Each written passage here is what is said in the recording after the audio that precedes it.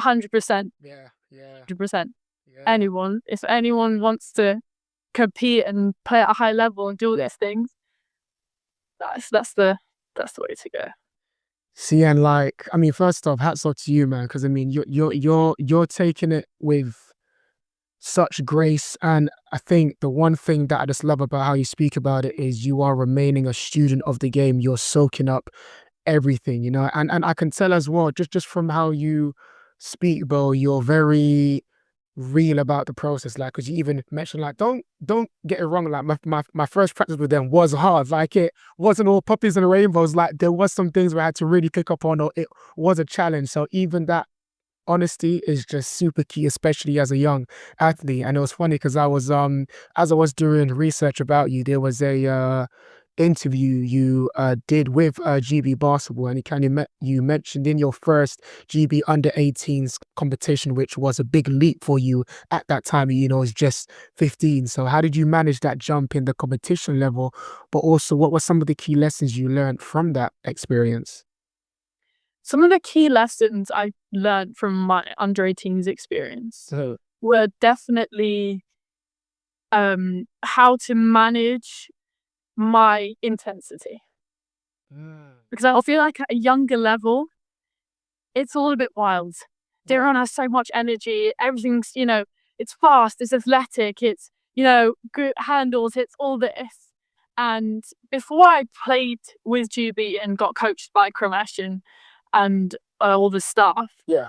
I was very much a loose cannon, I'd say, in an energy sort of way. Yeah. I'd love to be loud and be expressive, and that's good, but you have to be able to control that and be zen and be in the zone, because you can't waste your energy on things when you're trying to, center yourself and be in the zone. So I think my biggest challenge was just to not be too high, not be too low, just be centered. Love that. Because that's when your focus is the best. Yeah. Because you're not too excited, or you're not jumping around and, trying to cause chaos. Yeah. And you're not too low, because you need to maintain that energy for your team to be able to flow and be in that flow state.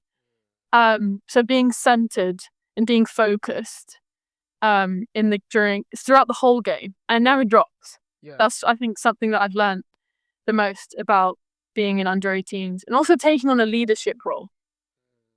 Being able to be in a team and really make sure everyone's going to war for each other. Yes, that's We're it. fighting Yeah. for one goal.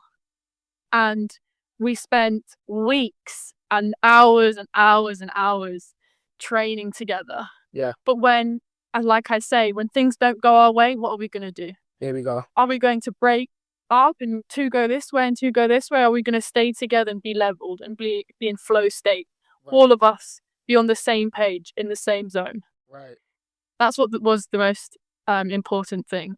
Right. And the biggest lesson for me is to be able to not only be in the flow state on my own, but encourage the people around me to rise to the same level, and also we can all have chemistry. Yes. Be in the same flow and to understand each other on the raw. Being effective communication being one. Tone. Yes. Tone is so important. Very. Effective communication. I love to talk on defense. Yeah. I love to talk. I love to talk during the games.